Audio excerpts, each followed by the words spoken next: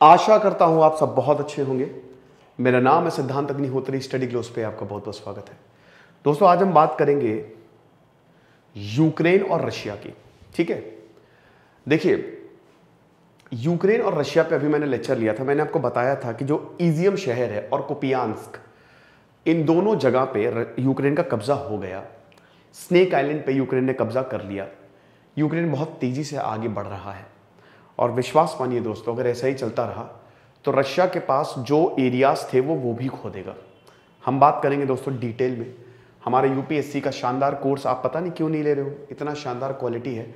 फटाक से आओ, लाइव क्लासेस चल रही हैं यार, बैचेस स्टार्ट हैं, इनको अवेल करो। और स्ट्रेस मैनेजमेंट का कोर्स भी हमने लॉन्च किया है। सैटरडे को दूसरा सेशन होगा, मतलब रियलिटी में वो पहला सेशन है। पहला सेशन तो एक्चुअली इंट्रोडक्शन होता है जो कि यूट्यूब पे अपलोड था, बहुत ही सस्ते में। ठीक है, 250-300 का कोर्स है।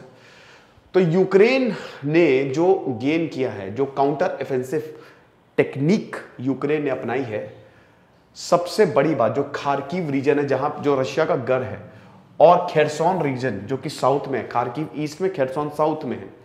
थोड़ा सा बगल में चले जाएंगे तो डॉनबास और डोनेस्क आ जाएगा। तो वहां पे अगर बात करते हैं तो इतना भयानक काउंटर ऑफेंसिव किया है कि इसी खार्किव रीजन में ही, तो अगर आप देखोगे खेरसोन रीजन में आप देखोगे तो यही तो इजियम और कुपियांस थे। उड़ा दिया है रशिया को। रशिया जो है एकदम भौचक्का रह गया है। और आप समझिए कि Russian troop they have retreated. अगर हम बात करते हैं खार्किव रीजन की, बलाकिया, इजियम और कुपियांग से चले गए हैं ये। और इजियम और कुपियांग सबसे बड़े लॉजिस्टिक सेंटर्स थे। मैं आपको कई बार बता चुका हूं कि जो जंग है ना, जंग वो जितवाते हैं आपके लॉजिस्टिक्स। आपका लॉजिस्टिक कितना स्ट्रांग है। अब आप ये जरा मैप देखिए। ठीक है, ये वो टेरिटरी है जो सितंबर तक रशिया के पास थी। अभी दोस्तों 2 दिन पहले क्या हुआ है, यहां तक आ गई है यूक्रेनियन आर्मी। ये आप देखिए, इस मैप में देखिए, यहां तक आ गई है। और ये लगातार आगे बढ़ते जा रहे हैं। लगभग 6000 स्क्वायर किलोमीटर का एरिया रशिया से इन्होंने छीन लिया है, आपको पता है। तो आप ये समझिए, और रशिया के एडवांसेस यहां पे थे, ये सब तो ठीक है। ये कुपियांस्क और इजियम पे कब्जा जो किया ना, यहां पे यूक्रेन ने इतनी तेजी से अटैक किया, लाइटनिंग स्पीड से अटैक किया कि रशिया भौचक्का रह गया। अब रशिया, व्लादिमीर पुतिन कह रहे कि हम आएंगे हम जरूर, अभी थोड़ा सा हम रीग्रुपिंग करने गए हैं, लेकिन सच्चाई सबको मालूम है। चलिए बात करते हैं, थोड़ा सा पहले चलते हैं, वक्त को थोड़ा सा पहले ले चलते हैं। 22 फरवरी से पहले क्या हुआ, दिसंबर में बहुत बड़ा खतरा था कि यूक्रेन पे रशिया अटैक कर देगा। और 22 फरवरी को रशिया ने यूक्रेन पर अटैक कर दिया नेटो की वजह से, और भी बहुत ये एरियाज में जो समझौते नहीं हो पा रहे थे उसकी वजह से। मेन नेटो ही था। उसके बाद यूक्रेन ने सबसे मदद मांगी, व्लादिमीर ज़ेलेंस्की ने सबसे मदद मांगी, भारत से भी। महाभारत और चाणक्य वॉर के दूसरे दिन ही वो अध्याय याद दिलाया भारत को कि आप धर्म के लिए हमारी मदद करिए। लेकिन भारत मजबूर था, भारत नहीं कर सकता था, क्योंकि यूक्रेन ने भी वैसे हम लोगों की कोई खास मदद की नहीं है। यूक्रेन ने दोस्तों वेस्ट का ही साथ दिया है, हमारा साथ नहीं दिया। हमारा साथ रशिया ने दिया, तो रशिया हमारा दोस्त है। लेकिन फिर भी दोस्तों, यूक्रेन पे कोई मदद करने आगे आया नहीं। अमेरिका भी पीछे हट गया, यूके ने भी हाथ खड़े कर लिए कि यार अब ठीक है। Australia, Canada, nobody actually came to help. लेकिन हाँ, अमेरिका और यूके ने वेपन्स दिए जिसने गेम चेंज कर दिया। अब यहां पे व्लादिमीर ज़ेलेंस्की, शुरुआत में तो ऐसा लग रहा था कि एक महीने क्या, रशिया को तो लगा था कि एक हफ्ते के अंदर अंदर यूक्रेन गया।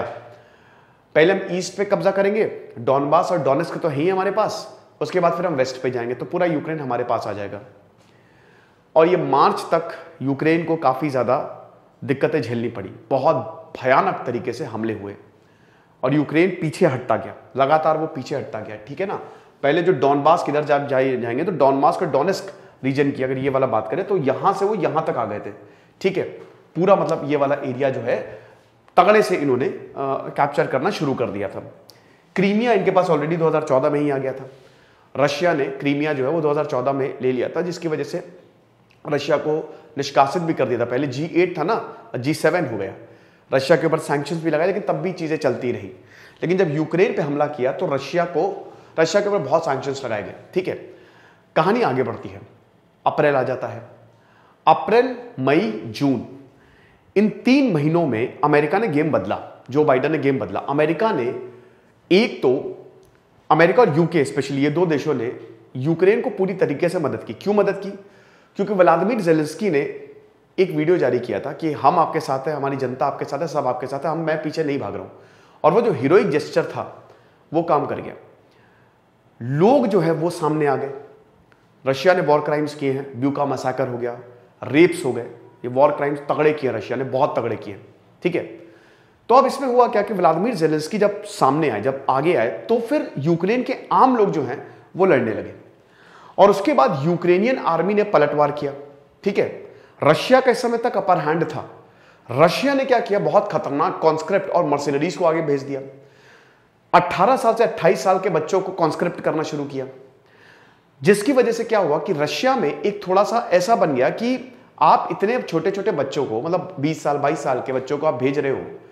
उनकी जब लाशें आ रही थी तो रशिया में बहुत ज्यादा मतलब वो था कि गुस्से में थे। अब हुआ क्या कि अप्रैल में जब यूक्रेन ने ये 3 महीने जब काउंटर करना शुरू किया, तो रशिया और यूक्रेन, क्योंकि यहां पे सारा का सारा जो ताकत थी अमेरिका ने यूक्रेन को दी इनडायरेक्टली, है ना।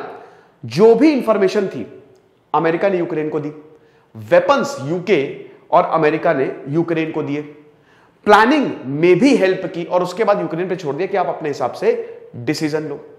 अब हुआ क्या कि अप्रैल, जून और जुलाई में, इन 3 महीनों में यूक्रेन ने अपने आप को रीग्रुप किया और यूक्रेन जो है वो फिर उसने पलटवार करना शुरू किया। ठीक है, अब शुरुआत में मार्च तक जहां तक रशिया आगे था, रशिया अब आगे नहीं बढ़ पाया, रशिया वहीं रह गया, है ना। अब उसके बाद क्या हुआ कि जुलाई और अगस्त आता है, और जुलाई और अगस्त में यूक्रेन ने ऐसा पलटवार किया कि रशिया को वो पीछे धकेलने लगा। रशिया के इंपॉर्टेंट जनरल्स मारे गए इसी दौरान, बहुत इंपॉर्टेंट जनरल्स मारे गए। रशिया को कोई गूगल की तरफ से मदद नहीं मिली, जो उनके अमीर लोग थे वो भी व्लादिमीर पुतिन का साथ छोड़ दिए। शुरुआत का ये युद्ध रशिया के पक्ष में गया, लेकिन उसके बाद अगस्त आते आते यूक्रेन ने ऐसा पलटवार किया, और अभी सितंबर में यूक्रेन का पलड़ा भारी बहुत ज्यादा है। और दोस्तों, जिस तरीके से यूक्रेन आगे बढ़ रहा है, आप चौंकिएगा नहीं कि अगले 4-5 महीनों में यूक्रेन डोनेस्क और डोनबास को भी अपने कब्जे में कर ले। रशिया को पीछे हटना पड़ा, और रशिया की बहुत किरकिरी हुई है। एक बार 1905 में किरकिरी हुई थी रूसो जापानीज वॉर में, और एक अभी किरकिरी होगी, क्योंकि रशिया एक सुपर पावर है। सेकेंड, अमेरिका के बाद दूसरे नंबर पे है मिलिट्री, और हम भैया उससे S-400 खरीदते हैं, है ना। तो इतने एडवांस वेपन होने के बावजूद रशिया कुछ नहीं कर पाया। तो ये बहुत बड़ी हार है रशिया की। ठीक है, और यूक्रेन ने पलटवार किया। अब हो क्या रहा है कि भारत एक बहुत अच्छे स्टैंड पे है। भारत व्लादिमीर जेलेंस्की को भी सपोर्ट कर रहा है और रशिया को भी सपोर्ट कर रहा है। हम एकदम बढ़िया तरीके से रशिया से भी डील करें और उधर यूक्रेन से भी, कोई दिक्कत नहीं है। तो ये कहानी है। तो अभी अगर हम बात करते हैं तो ये 6000 किलोमीटर का एरिया जो है वो यूक्रेन के पास आ गया है। अब क्योंकि ये यूक्रेन के पास आ गया और यूक्रेन काउंटर ऑफेंसिव लगातार आगे बढ़ता जा रहा है, अब इजियम, अब देखिए इजियम को कैप्चर करने में रशिया को 6 हफ्ते लगे थे, 1 महीने से ज्यादा लगे थे, लगभग 1.5 महीने। 24 घंटे के अंदर अंदर यूक्रेन ने इस एरिया को कैप्चर कर लिया। इतनी तेजी से आगे बढ़ा है। रशियन स्पीकिंग रीजन है डोनबास, लेकिन वो इतनी तेजी से आगे बढ़ा है कि कुछ हो नहीं पाया। इजियम को वही कह रहे कि रशिया ने, जब इजियम एक बहुत ही इंपॉर्टेंट था, जो डोनबास में रशियंस हैं, डोनबास और डोनेस्क में सब कुछ, पहले कुपियांस था, यहां पे रेलवे लाइंस थी, तो रेलवे लाइन से हथियार जो है वो इजियम में जाते, तो इजियम से फिर रशियन ट्रूप्स को एक तरीके से लॉन्च पैड था, वो बेस था कि इजियम से ही सब ये जो रशियंस हैं वो अपने सोल्जर्स को भेजते थे। तो सबसे बड़ा किला था वो ढहा दिया यूक्रेन ने। और अभी अगर हम बात करते हैं तो यूक्रेन जो है वो लगातार आगे बढ़ रहा है। फिर उसके बाद यूके और अमेरिका को हमने आपको बताई है कि अगर ये दोनों नहीं होते तो यूक्रेन युद्ध नहीं जीत सकता था। जो इंटेलिजेंस इनपुट्स तो दिए ही हैं, साथ ही साथ भैया high mobility artillery rocket system HIMARS, ये जो वेपन दिए हैं, सैटेलाइट गाइडेड GMLRS, पता चल गया ना रशिया कहां पे है। यूक्रेन को भाई अगर आपको अपने दुश्मन की पोजीशन पता है, मार दोगे आप, खत्म कर दोगे आप। तो GMLRS क्या करता है, सैटेलाइट ग्रुपिंग, सैटेलाइट सारी पोजीशन दे देता है और हिमार से खत्म कर दो। तो ये दो वेपन ने यहां पे तकदीर बदल दी है यूक्रेन की। अच्छा, रशिया का क्या कहना है? रशिया का अगर की बात करें तो रशिया ने बोला है कि हमने अपनी फोर्सेस को वापस बुला लिया है। अब देखिए व्लादिमीर पुतिन सोचेंगे, क्योंकि अगर व्लादिमीर पुतिन हारे तो रशिया में फिर आ जाएगा, फिर से रेवोल्यूशन आ जाएगा, क्योंकि व्लादिमीर पुतिन की सत्ता गई, क्योंकि आपने इतने पैसे फेंक दिए, इतने लोगों की जान गई, मिला क्या आपको? आप कुछ भी नहीं आपको मिला है, यूक्रेन ने आपको हरा दिया। तो इस समय व्लादिमीर पुतिन सबसे ज्यादा टेंशन में होंगे, सबसे ज्यादा। ठीक है, तो big loss for Vladimir Putin. अब ये बोल तो रहे हैं कि हम पीछे हटे हैं, लेकिन हम ऐसे वार करेंगे कि आप देखते रहिए, लेकिन इसके दोस्तों पॉसिबिलिटी बहुत ज्यादा कम है, क्योंकि इस समय रशिया के कंधे बिल्कुल झुके हुए हैं और यूक्रेन का कॉन्फिडेंस 7वें आसमान पे है। तो मुश्किल होगा अब रशिया के लिए ये वॉर जीतना, मुश्किल, बहुत ही मुश्किल होगा। एक डर ये भी है कि न्यूक्लियर वेपन है रशिया के पास, तो भाई अब अभी तो फिलहाल व्लादिमीर पुतिन ऐसा कुछ नहीं कह रहे हैं, लेकिन भाई कुछ कह नहीं सकते भैया। जब एक डिक्टेटरशिप होती है, एक अथॉरिटेरियन रिजीम होता है, एक इंसान के पास सारी सत्ता होती है, तो थोड़ा सा बच के रहना ही पड़ता है। बट हो सकता है कि रशिया जो है आगे आने वाले 2-3 महीनों में यूक्रेन को टेबल पे बुला ले, वरना दिक्कत हो जाएगी। आपको क्या लगता है, आप मुझे कमेंट बॉक्स में बताइएगा। एनसीईआरटी का शानदार कोर्स आप जरूर अवेल करें। Thank you so much.